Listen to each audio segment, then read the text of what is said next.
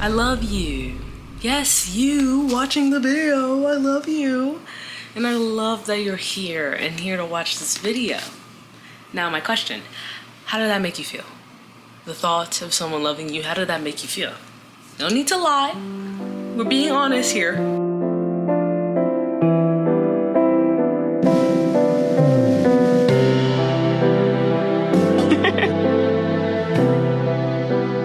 When I was thinking of people obsessed with being liked, the first person who comes to mind is Cassie Howard from Euphoria. While her arc mainly surrounds male validation and daddy issues, it also extends to the people around her. As a child, she had an alcoholic and neglectful mother, and she almost lost her dad in a car accident, just for him to become a drug addict, and then he abandoned her anyways, so he might as well have just died. So her need for validation was a long time coming. And that's before we even get to thinking about the whole Nate situation, which will be discussed later in this video, don't you worry. Cassie is a complex character, and despite how drastic and terrible her actions are, her thought process is dangerously common. In today's society, everyone is obsessed with being liked. From overanalyzing to asking for reassurance every 5 seconds. As humans, we are inherently attracted to it. Back in the something BCs, being in a group was essential for survival. It was life or death out there. People who were weird, people who were mean or bad or whatever, were ostracized and left for dead. We would hunt together. We would eat together. We would sleep together. Ooh, pause. Hold on. Sleep around each other. With the rise of social media, more likes equal more happy. Think about it. When's the last time you posted something for you and you alone? You didn't think about anyone else? Okay, no, alright. Give me a genuine answer, not a bullshit answer.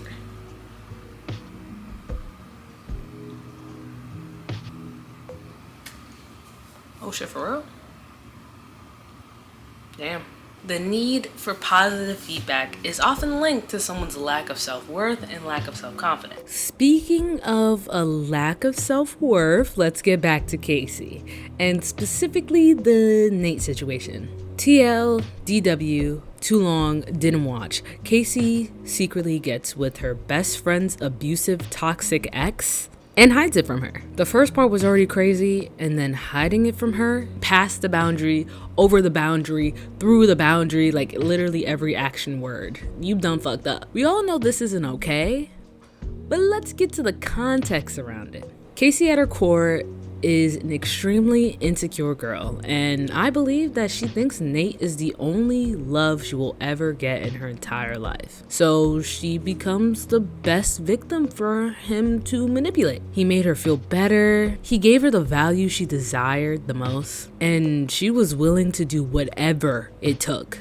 for her to keep him around. And if you weren't such a fucking loser with no self-respect, you'd drop her because she treats you like shit. Enough. What? I can't say it to her, but you two can say it to me? I never said you didn't have any self-respect. You don't have to, I can fucking feel it!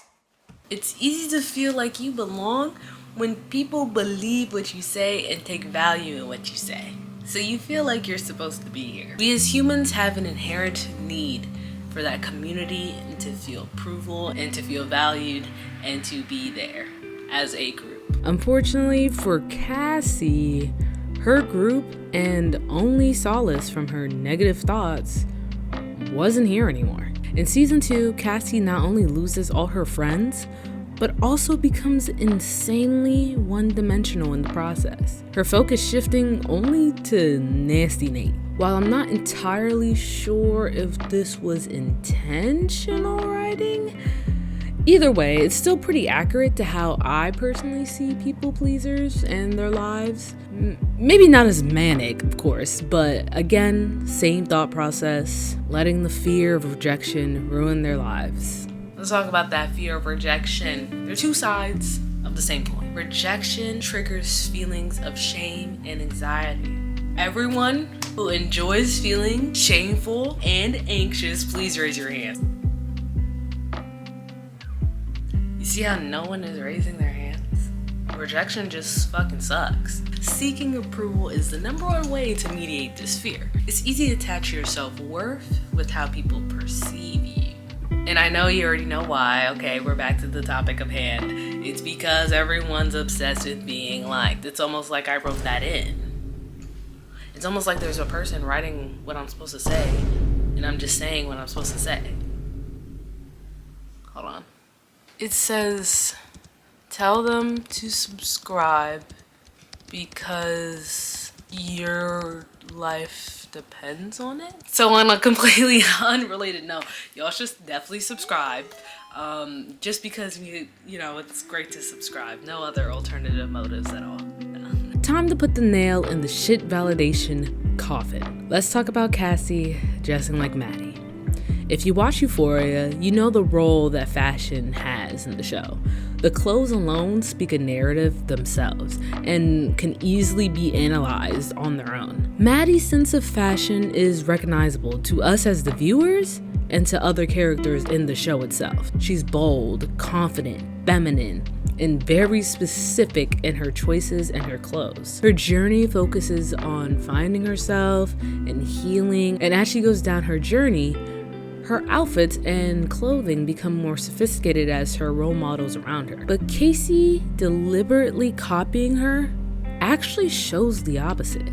Instead of embracing her own style, she uses her clothes to draw attention to how she looks or how her body looks. And unlike Maddie, she doesn't have her own sense of style. She's simply trying different looks just to see what grabs Nate's attention.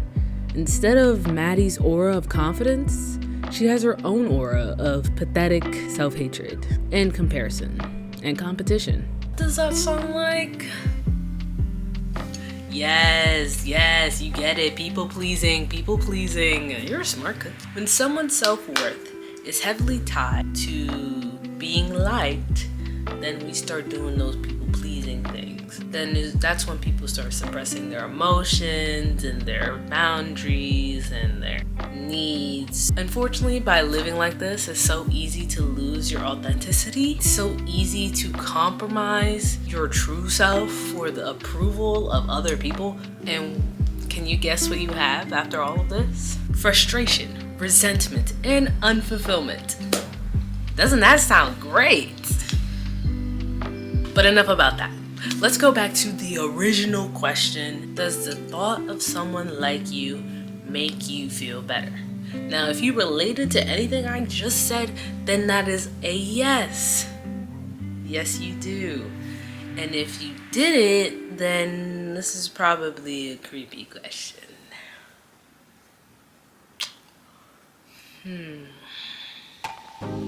Yeah, I didn't think about people who would disagree, huh? I'll see you in the next video. My biggest fan.